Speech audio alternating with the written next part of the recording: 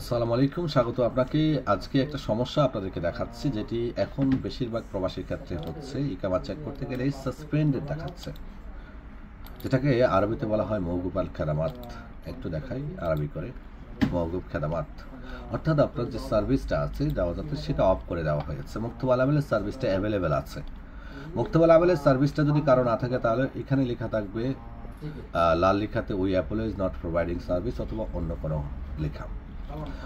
এই সমস্যাটা আসলে কেন হচ্ছে, ইদানিং নতুন প্রবাসীদের ক্ষেত্রে হয়ে যাচ্ছে সাসপেন্ডেড।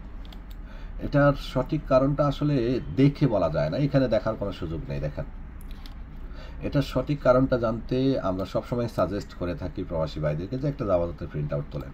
সেখানে যদি এক্সিট লেখা থাকে তাহলে এক্সিটের কারণে হয়েছে। বেশিরভাগ সময় কিন্তু আমরা দেখতে পাচ্ছি যে এক্সিটের কারণে, বেশিরভাগ প্রবাসীদের এক্সিটের কারণে সাসপেন্ডেডটা আসে। এই সাসপেন্ডেড লেখা থাকলে আপনি মুক্তব আল আমেল সিস্টেমে এক্সিট আবেদন করলে কখনোই আপনার এক্সিটটা লাগবে না। এম্বাসির মাধ্যমে করলেও এম্বাসি আপনাকে বলে দিবে যে আপনার মওকুফ আল খেদামাত আছে, আপনি দয়া করে অন্য কোনো প্রক্রিয়াতে এক্সিট লাগান, কারণ আপনার এক্সিট লাগবে না। আর কাফালা হতে গেলেও কিন্তু অনেকের কাফালা হচ্ছে না এই সাসপেন্ডেড লেখা থাকলে।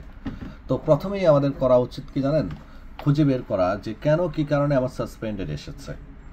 আর এটা জাওয়াজাত প্রিন্ট আউট না তুললে কোনোভাবেই বোঝা যায় না। অনেকগুলো কারণে সাসপেন্ডেড আসছে, যার মধ্যে অন্যতম কারণ থাকে কফিল এক্সিট দিয়ে মুআসাসা বন্ধ করে দিলে, অথবা এক্সিট অনেক পুরাতন হয়ে গেছে তার কারণে, কিংবা ছুটি লাগিয়েছে ছুটিতে সময় মতো যায়নি, অথবা আপনার অন্য কোনো ইস্যু, বড় ইস্যুর কারণে এই সাসপেন্ডেডটা হয়। জাওয়াজাত খেদামাতটা বন্ধ করে দেয়, ইকামা রিনিউ বা ছুটি কোনোটাই লাগবে না যদি কারো ইকামার মেয়াদ থাকা অবস্থায় এই সাসপেন্ডেডটা আসে।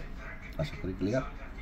যারা সাসপেন্ডেড সমস্যায় ভুগছেন তারা একটা জাওয়াজাতের প্রিন্ট আউট তুলে চেক করে নেবেন। যদি এক্সিটের কারণে দেখায় তাহলে আপনি এক্সিটটা রিএক্সটেন্ড করানোর চেষ্টা করবেন, কপিলের সাথে কথা বলবেন। যদি অন্য কোনো সমস্যার কারণে দেখায় তাহলে সে সমস্যাটার সমাধান করতে হবে। ভালো থাকবেন, বিন মিশালের সঙ্গেই থাকবেন। আল্লাহ হাফিজ।